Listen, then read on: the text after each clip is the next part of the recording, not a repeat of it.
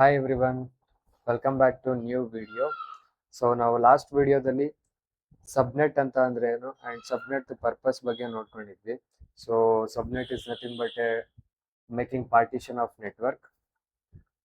So ಒಂದು network ನ partition ಮಾಡಿ we use those separate partitions for separate purposes, or we can use for make it for security purposes. So ಈ ಒಂದು ವಿಡಿಯೋದಲ್ಲಿ ನಾವು CIDR range ಬಗ್ಗೆ ನೋಡ್ತಾ ಹೋಗ್ತೀವಿ. ಸೊ CIDR ರೇಂಜ್ ಅಂದ್ರೆ ಏನು, CIDR ರೇಂಜ್ ಹೇಗೆ ಕಾಣುತ್ತೆ ಅಂಡ್ CIDR ರೇಂಜ್ ನ ನಾವು ಎಲ್ಲಿ ಯೂಸ್ ಮಾಡ್ತೀವಿ ಅನ್ನೋದನ್ನ ನೋಡ್ತಾ ಹೋಗ್ತೀವಿ. So before going into CIDR range ನಾವು IP ಅಡ್ರೆಸ್ದು ಪ್ರಾಪರ್ ಫಾರ್ಮ್ಯಾಟ್ ಅಂಡ್ ಅದ್ರದ್ದು ಪ್ರಾಪರ್ ಸ್ಟ್ರಕ್ಚರ್ ಬಗ್ಗೆ ತಿಳ್ಕೊಬೇಕು.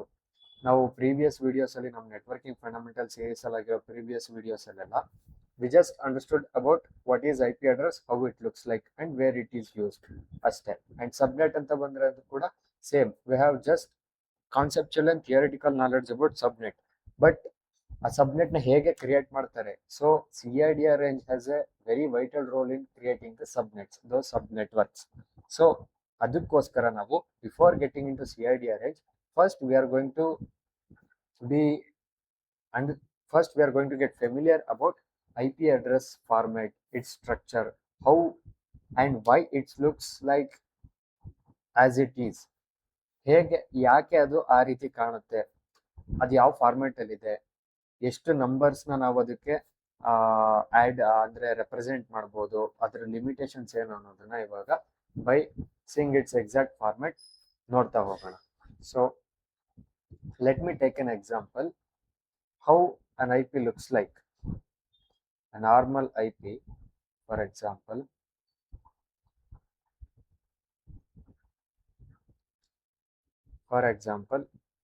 let me take any IP. So 192.32.65.1. So ಇದೊಂದು ಬೇಸಿಕ್ IP, ಒಂದು ಎಕ್ಸಾಂಪಲ್. ಓಕೆ, ಸೊ ಈ IP ನ ನಾವು ನೋಡಿದ್ರೆ we can easily observe that ಈ IP 4 ಪಾರ್ಟಿಷನ್ಸ್ ಇದೆ ಅನ್ನೋದು ನಮಗೆ ಈಸಿಯಾಗಿ ಗೊತ್ತಾಗುತ್ತೆ. ಸೊ ಈ ಒಂದು IP ಅಡ್ರೆಸ್ ಅಲ್ಲಿ 4 ಪಾರ್ಟಿಷನ್ಸ್ ಇದೆ ಅಂತ ಗೊತ್ತಾಗುತ್ತೆ. So this is 1, this is 2, this is 3 and this is 4. And ಇಲ್ಲಿ we can see that all the partitions are separated by dot or period. So ನಾವು ಯೂಶುವಲ್ ಆಗಿ ನಾವು ಇದನ್ನ ಫುಲ್ ಸ್ಟಾಪ್ ಅಥವಾ ಡಾಟ್ ಅಂತ ಕರಿತೀವಿ. ಸೊ ಈ ಒಂದು ಡಾಟ್ ಇಂದ ಆ 4 ನಂಬರ್ಸ್ ಡಿವೈಡ್ ಆಗಿದೆ ಅಥವಾ ಪಾರ್ಟಿಷನ್ ಆಗಿದೆ.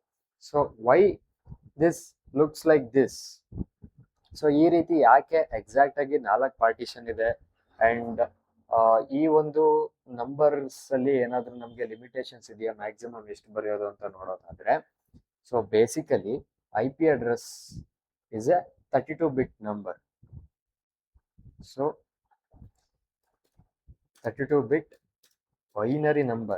It's not just a number, it's a 32-bit binary number or binary representation, we can call it. We can also call it as 32-bit binary representation.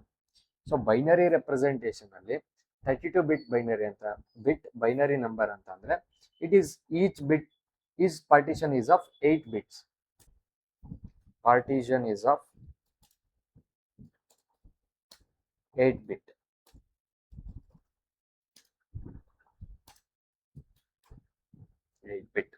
So ನಾವು basically ಇದನ್ನ 4 byte IP address ಅಂತ ಕೂಡ ಹೇಳ್ಬೋದು. ಅಂತಂದ್ರೆ ಈ number 4 byte ಇದೆ, ಇದು 1 byte is equal to 8 bit. So 8 4s are 32. This is a 32-bit binary number. ಈ ಒಂದೊಂದು ಪಾರ್ಟಿಷನ್ ಕೂಡ 8 ಬಿಟ್ ಆಗಿ ಹೇಗೆ ಡಿವೈಡ್ ಆಗಿದೆ ಅಂತಂದ್ರೆ, each starts from 0 to 255. Each partition can be represented from 0 to 255. So if I showcase it, 0 to 255 dot 0 to 255 dot 0 to 255 dot 0 to 255. So why this number is limited to 255 ಅನ್ನೋದಾದ್ರೆ, let me showcase the binary representation of this IP address. So this is how the binary representation looks like. So ನಾವು ಒಂದು ನಂಬರ್ನ binary ನಮ್ಮ format ಅಲ್ಲಿ represent ಮಾಡಬೇಕು ಅಂತಂದ್ರೆ ನಾವು ಈ ರೀತಿ ಒಂದು ಸ್ಟ್ಯಾಂಡರ್ಡ್ ಸ್ಟ್ರಕ್ಚರ್ಡ್ ಫಾರ್ಮುಲಾನ ಯೂಸ್ ಮಾಡ್ತೀವಿ. ಲೆಟ್ಸ್ ಸೇ ಫಾರ್ ಎಕ್ಸಾಂಪಲ್ ನಾವು 1 ನ ರೆಪ್ರೆಸೆಂಟ್ ಮಾಡಬೇಕು ಅಂತಂದ್ರೆ, so 2 power 0, anything power 0 is 1, so we will provide value 1 over here. So binaries is nothing but binaries zeros and ones. So ಕಂಪ್ಯೂಟರ್ಗೆ zeros and ones ಬಿಟ್ಟು ಬೇರೆ ಏನು ಅರ್ಥ ಆಗೋದಿಲ್ಲ. ಇಲ್ಲಿ ನಮ್ಗೆ ಈ ಒಂದು ಪರ್ಟಿಕ್ಯುಲರ್ ನಂಬರ್ ನ ನಾವು ರೆಪ್ರೆಸೆಂಟ್ ಮಾಡಬೇಕು, ನಮ್ಮ ನ್ಯಾಚುರಲ್ ನಂಬರ್ಸ್ ನ ಬೈನರಿ ನಂಬರ್ಸ್ ಅಲ್ಲಿ ರೆಪ್ರೆಸೆಂಟ್ ಮಾಡಬೇಕು ಅಂತಂದ್ರೆ ನಾವು ಈ ಒಂದು ಸ್ಟ್ರಕ್ಚರ್ಡ್ ಸ್ಟ್ಯಾಂಡರ್ಡ್ ಫಾರ್ಮುಲಾನ ಯೂಸ್ ಮಾಡಿ through this we will represent the number. So 2 power 0, anything power 0 is 1. So ಈ ಒಂದು ಫೀಲ್ಡ್ ಗೆ ನಾವು 1 ಟ್ರೂ ವ್ಯಾಲ್ಯೂ ನ ಪ್ರೊವೈಡ್ ಮಾಡಿದ್ರೆ, ಸೊ ಇದ್ರದ್ದು overall value, total value ಬಂದ್ಬಿಟ್ಟು 1 ಆಗುತ್ತೆ. So if in case instead of 1 if you put 0, so ನಾವಿಲ್ಲಿ ಸಿಂಪಲ್ ಆಗಿ 0 ಅಂತಂದ್ರೆ ಫಾಲ್ಸ್, 1 ಅಂತಂದ್ರೆ ಟ್ರೂ ಅಂತ ನಾವು ಅರ್ಥ ಮಾಡ್ಕೊಳ್ಳೋದಾದ್ರೆ, 1 ಅಂತಂದ್ರೆ we will provide something value into this particular block. So if it's true, then 2 power 0, anything power 0 is 1, 1. If you put 0, then there is nothing. ಈ ಒಂದು ಬ್ಲಾಕ್ ನ ನಾವು ಕನ್ಸಿಡರೇ ಮಾಡ್ತಾ ಇಲ್ಲ ಅಂತ ಅರ್ಥ 0 ಅಂತ ಆದ್ರೆ. So the overall value becomes 0. So next 2 power 1, so 1 ಆಯ್ತು. ನೆಕ್ಸ್ಟ್ 2 ನಂಬರ್ ನ ರೆಪ್ರೆಸೆಂಟ್ ಮಾಡ್ತೀವಿ ಅಂತ ಅಂದ್ರೆ, ಸೊ ಜಸ್ಟ್ ಇಲ್ಲಿ ನಾವು ನೋಡಿದಾಗ anything power 0 is equal to 1.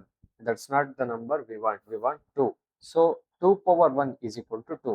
So ನಾವು ಈ ಒಂದು ಬ್ಲಾಕ್ ಅಲ್ಲಿ ವ್ಯಾಲ್ಯೂನ 1 ಪ್ರೊವೈಡ್ ಮಾಡ್ತೀವಿ.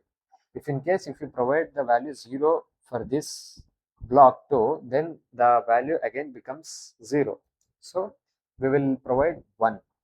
So what this means is, if ನಾನು ಇಲ್ಲಿ ಈ ಬ್ಲಾಕ್ ಗೆ ನಾನು 1 ವ್ಯಾಲ್ಯೂನ ಪ್ರೊವೈಡ್ ಮಾಡಿದ್ರೆ, so 2 power 1 is 2. So the answer becomes 2. The number becomes 2.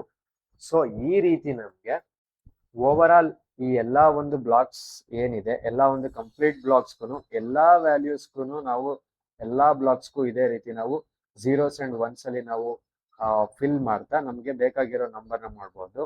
Till ನಮ್ಗೆ ಒಂದು ಲಿಮಿಟೇಷನ್ ಅನ್ನೋದು ನಮ್ಗೆ ಈ ಒಂದು ಬ್ಲಾಕ್ಸ್ ನ ನೋಡಿದ್ರೇನೆ ಅರ್ಥ ಆಗುತ್ತೆ. ಸೊ ನಮ್ಗೆ ಎಲ್ಲಿವರೆಗೆ ಲಿಮಿಟೇಷನ್ ಇದೆ, ಮ್ಯಾಕ್ಸಿಮಮ್ ಅಂತಂದ್ರೆ ನಾವೇನ್ ಮಾಡ್ಬೋದು, so system is all about zeros and ones ಅಂತ ನಾವು ಡಿಸ್ಕಸ್ ಮಾಡಿದ್ವಿ. So system speaks in zeros and ones. So ಈ ಒಂದು ಸ್ಟ್ಯಾಂಡರ್ಡ್ ಫಾರ್ಮುಲಾಗೆ, ಈ ಒಂದು ಸ್ಟ್ಯಾಂಡರ್ಡೈಸ್ಡ್ ಬ್ಲಾಕ್ಸ್ಗೆ ನಾವು ಮ್ಯಾಕ್ಸಿಮಮ್ ಎಷ್ಟು ವ್ಯಾಲ್ಯೂನ ಕೊಡ್ಬೋದು, ಎಲ್ಲಾ ಬ್ಲಾಕ್ಸ್ಗೂ 1 ವ್ಯಾಲ್ಯೂನ ಪ್ರೊವೈಡ್ ಮಾಡ್ಬೋದು.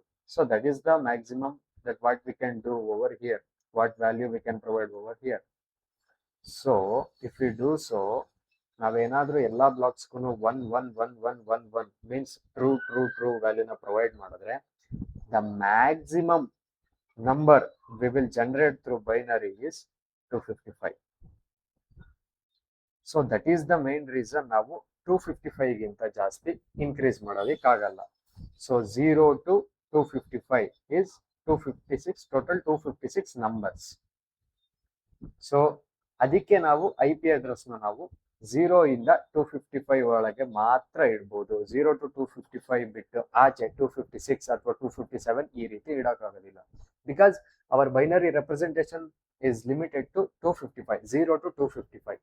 ಒಂದು 8 ಬಿಟ್ಸ್ ಆಫ್ ಬೈನರಿ ನಂಬರ್ ಅಲ್ಲಿ ನಾವು 255 is the maximum number that we can represent. So that's why the IP address range ಅಥವಾ ಒಂದು IP address to each partition the number range lies between 0 to 255. So now we got a better idea of the IP address, IPv4 address, octet format and the binary format behind this octet format. So octet format ಅಂತಂದ್ರೆ ಈ ಒಂದು 4 partition ಇರೋ ಒಂದು numbers ನ simple ಆಗಿ octet format ಅಂತ ಕರೀತಾರೆ. This is called as octet format. Okay, so this is how the IP address can be generated. Sorry, the IP can be written or IP can be created. So beyond 256 or beyond 300, 400, 1000, we cannot write or we cannot use those numbers in any of this partition. each of these partitions should lie between 0 to 255, 0 to 255, 0 to 255 and 0 to 255. That's it. So this is all about the basic structure and format of IP address. So ನಮಗೆ ಇಲ್ಲಿ basic IP address structure ಕೂಡ ಗೊತ್ತಾಯ್ತು and ಅದರದ್ದು limitation ಕೂಡ ಗೊತ್ತಾಯ್ತು. Next we get into CIDR range. So what is CIDR range?